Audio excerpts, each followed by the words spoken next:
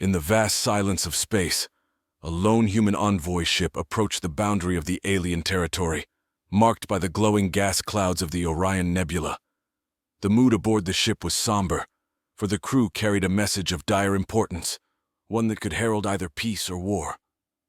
Captain Elena Mirov, a veteran of space diplomacy, stared out into the nebula's swirling mists. Her mission was unprecedented, to deliver a warning to the alien races of the Galactic Council, known collectively as the Synthar. These beings had until recently coexisted peacefully with humanity. However, escalating tensions over resource exploitation on contested planets had brought them to the brink of conflict. As the envoy ship docked at the Synthar's colossal space station, Captain Mirov prepared her speech. The station, a marvel of alien engineering, buzzed with activity. Creatures of various forms and sizes moved through its corridors, their appearances as diverse as the worlds they came from. Once inside the council chamber, Captain Mirov faced the assembled representatives. The chamber was a vast dome, its walls alive with the soft glow of bioluminescent panels.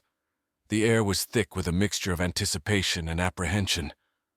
"Esteemed members of the Galactic Council," began Captain Mirov, her voice steady despite the gravity of her message, "I come before you not as an envoy of war, but as a herald of caution.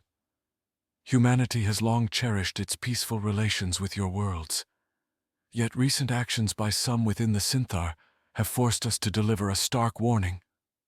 She paused, allowing her words to resonate across the chamber. The Synthar representatives murmured among themselves, their alien voices creating a cacophony of exotic sounds. "The contested zones have been a source of shared prosperity for our races. However, the increasing militarization by some Synthar factions threatens this balance. Illegal mining operations, attacks on human outposts, and the capture of human crews for interrogation must cease." The murmurs grew louder, some of shock, others of defiance. A tall, thin creature with luminescent blue skin and multiple eyes stood up. It was Cathrax, the Synthar diplomat from the icy planet of Rixol. "Captain Mirov, your words paint us all with the same brush. Not all within the Synthar condone these actions. We must find those responsible and seek justice through dialogue, not threats." Elena nodded respectfully. "We seek no conflict, Ambassador Cathrax. However, let me be clear. Humanity will protect its people and its interests. If these provocations continue, our response will be swift and decisive. Your worlds will burn with the fires of war if peace cannot be maintained. This is not a threat, but a promise to defend ourselves." A heavy silence fell over the chamber. Elena's final words echoed ominously. She knew she had delivered her message, a warning that could not be ignored. The consequences of this meeting would ripple across galaxies, shaping the future interactions between human and Synthar. As the meeting adjourned, Elena walked back to her ship, her heart heavy. She hoped that the warning would lead to reflection and dialogue rather than escalation. The thought of war, of burning worlds, was a burden no diplomat wanted to carry. But as the ship detached from the station and drifted back into the cold, dark expanse of space, she knew that the path to peace was fraught with uncertainty. And with that, the first chapter of a tense interstellar narrative was set, leaving the future of human and alien relations hanging in the balance. As the envoy ship receded from the Synthar space station, Captain Mirov convened her senior officers in the briefing room. The walls of the room glimmered with starlight filtering through the viewport, casting an ethereal glow on the faces of those gathered. Lieutenant Harrow, the ship's communications officer, broke the silence. "The transmission logs are already filling up with responses from the council members. It seems your message has indeed stirred the hive." Elena nodded, her mind racing with the possibilities. "Filter through them, Harrow. We need to identify any factions that lean toward our perspective. It's crucial we strengthen these alliances if things escalate." Meanwhile, deep within the Synthar territory, on the mining planet of Zelos 4, a different scene unfolded. Human miners and Synthar workers had long toiled side by side, extracting valuable ores. But the mood had soured. News of the human ultimatum reached even the darkest pits of the mines. Thrax, A Synthar foreman with a rugged exoskeleton and piercing red eyes approached the human supervisor, Jack Sanders. "Is it true what they say? That your people threaten war?" Sanders, wiping sweat from his brow with a grimy hand, sighed. "It's not a threat, Thrax. It's a warning. We're at our breaking point." The tension was palpable, the air heavy with unspoken fears. The cooperation that had defined their work seemed fragile now, threatened by politics light years away. Back on Earth, in the high-security meeting rooms of the United Earth Defense Council, generals and politicians debated their next move. Admiral Lu peered at the holographic map displaying Synthar and human territories, her expression stern. "If the Synthar escalate their provocations, we must be ready to strike. We cannot allow our outer colonies to be compromised. Prepare the fleet for a potential quick response. I want every ship battle-ready within 48 hours." The strategy session was exhaustive, spanning several hours as they considered every possible scenario. Each decision weighed heavy, knowing that lives and the fragile piece of the galaxy hung in the balance. Simultaneously, on a distant, lush Synthar planet known as Fira, a clandestine meeting took place. A faction of Synthar radicals, disgruntled with the Council's passive stance towards humans, plotted their next course of action. Their leader, Silas, with his skin shimmering like the starlit sky, addressed his followers. "We cannot stand idly by while the humans threaten us. It is time to show them the might of the Synthar. We will launch a preemptive strike on one of their mining outposts. Let them see that their warnings are but empty words when faced with our resolve." The plot was set into motion, with stealth ships preparing to breach the neutral zone. As these ships silently cruised through the cosmos, the galaxy inched closer to the brink of war, unaware that a single spark could ignite an inferno of conflict that might consume them all. As the stealth ships of the Synthar radicals sliced through the vacuum of space towards the human outpost on Maradun VI, the tension aboard Captain Mirov's ship was palpable. They had intercepted fragmented communications hinting at an imminent attack, but the details remained elusive. "Boost the signal decryption. We need to know their target," Elena ordered, her voice a mix of urgency and control. Lieutenant Harrow adjusted the consoles frantically. "I'm trying, Captain, but their encryption is sophisticated." At Maradun VI, unaware of the looming threat, the human workers carried on with their daily routines. The outpost, nestled on a rocky plateau, was a critical hub for ore processing, and had been a beacon of human industriousness on the frontier. In the command center, a sudden blare of the alarm shattered the calm. "Incoming unidentified crafts approaching fast!" shouted the radar operator. The outpost commander, Major Wren, scrambled to rally his troops. "All units to battle stations. This is not a drill. I repeat, this is not a drill." As the Synthar ships closed in, they fired a volley of disruptor beams, designed to disable the outpost's defensive systems. Chaos ensued as systems flickered and alarms wailed. The human defense turrets struggled to lock onto the swiftly moving targets. Meanwhile, back at the Galactic Council's station, news of the attack reached the chamber. The council members convened an emergency session, their faces marked by shock and anger. Ambassador Thrax stood, his voice resonating with urgency. "This attack is unauthorized by the council! We must call off this aggression and seek an immediate ceasefire!" But even as he spoke, Silas communicated with his fleet. "Press the attack! Leave them no quarter!" The battle at Maradun VI was fierce. Major Wren managed to manually override the defense systems, bringing the turrets back online. The air crackled with energy as beams intersected with the attackers, bringing down one of the Synthar ships in a fiery explosion. Back on Earth, Admiral Lu monitored the situation closely. "Prepare the quick reaction forces. If the outpost falls, we escalate." On board her ship, Captain Mirov received updated intercepts. The fragments now formed a clearer picture. "It's a radical faction, not the entire Synthar race," she realized. "We must communicate this to the Council immediately to prevent a full-scale war." As she sent her message, the balance of power shifted subtly. The Galactic Council, now aware of the rogue nature of the attack, called for all ships to stand down. Silas, seeing his initial strike falter and hearing of the Council's command, hesitated.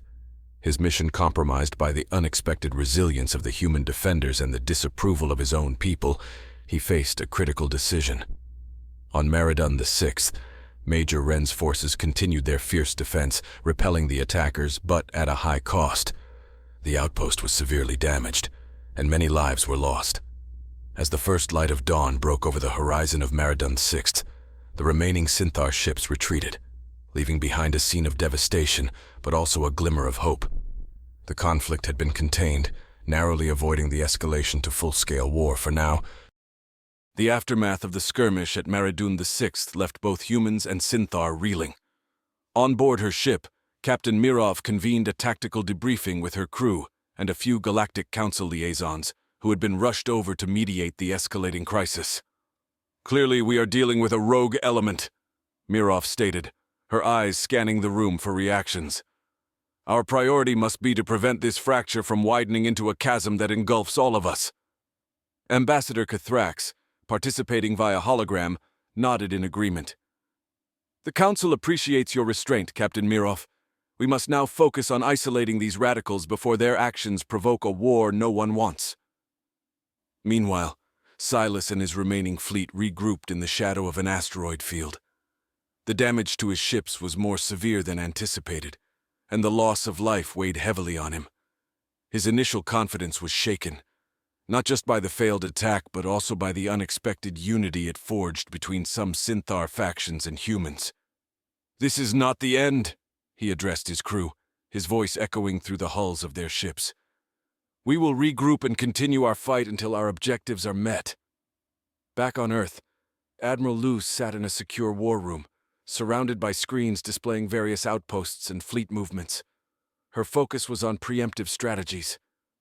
"We can't let our guard down. I want round-the-clock surveillance on all known radical hotspots. We have to stay one step ahead."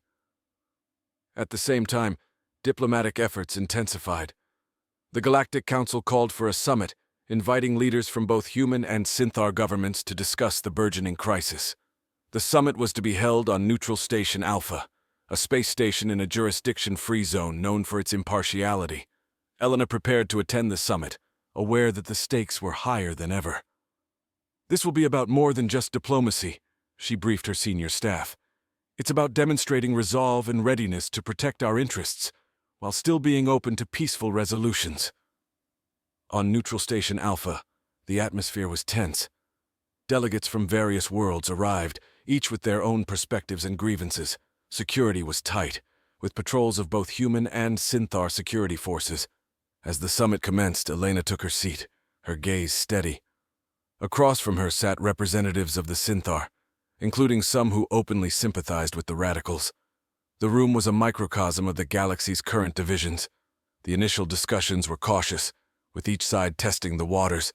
However, as the talks progressed, a proposal was put forth by a third-party mediator. "What if we established a joint task force?" suggested the mediator. "One that could operate independently of both our powers to track down and neutralize threats like these radicals."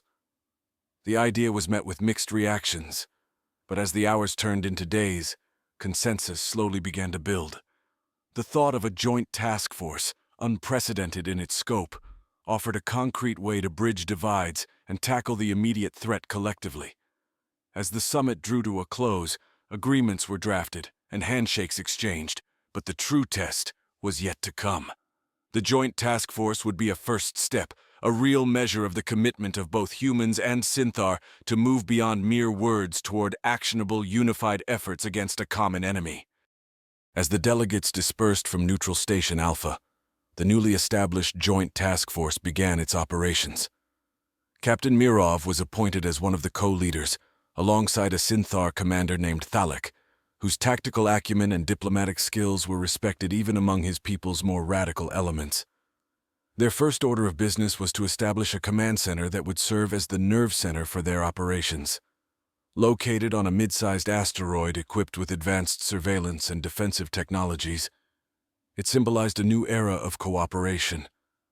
Thalek, his exoskeleton gleaming under the artificial lights, turned to Mirov during one of their strategy sessions. "Our first challenge will be to gain the trust of all parties. There are those who believe this task force is a temporary measure, or worse, a facade. Mirov nodded, understanding the delicacy of their position. Trust is earned through action, Thalik. We'll start by tackling the most pressing threats and build our credibility through results. Their discussion was abruptly interrupted by an urgent communication from one of their scouts. Commanders, we've detected unusual activity in the Leuten system. It appears to be a gathering of radical elements, possibly planning another strike. Without hesitation, Mirov and Thalik mobilized a contingent of mixed human and Synthar forces. As they approached the Leuten system, the stakes were clear. This operation would set the tone for the future of their joint endeavor. The operation was swift and coordinated. The task force encircled the suspected radical base, a series of interconnected modules hidden in the shadow of a moon. Mirov and Thalik led the strike team, their movements synchronized, their commands crisp. As they breached the base, they encountered stiff resistance. Energy beams crisscrossed the dark corridors, illuminating faces both human and Synthar. But the training and the shared goal of the task force members shone through as they methodically secured the base. Among the captives was a high-ranking lieutenant of Silas, caught while trying to destroy data. Thalik personally oversaw the interrogation. "Why continue this path of destruction? What do you aim to gain?" he demanded. The captive, defiant even in defeat, sneered. "You think you fight for peace, but you only serve the status quo that oppresses many. Our fight is for change, for a reordering of power." Thalik's gaze hardened. "Change brought through chaos is no change worth fighting for. We offer a path to peace, a chance for real change through unity and understanding." Back at the command center, the data retrieved from the raid proved invaluable. It revealed several other hidden bases and potential plans for further attacks. Mirov reviewed the intelligence, aware that each piece brought them closer to preventing future conflicts. "This data could help us neutralize the radical threat once and for all," Mirov mused, sharing her thoughts with Thalik. "But we need to act quickly and decisively." The days that followed saw a series of successful raids, each diminishing the radicals' ability to cause harm. Publicly, the effectiveness of the Joint Task Force began to quell the fears and skepticism about its purpose and longevity.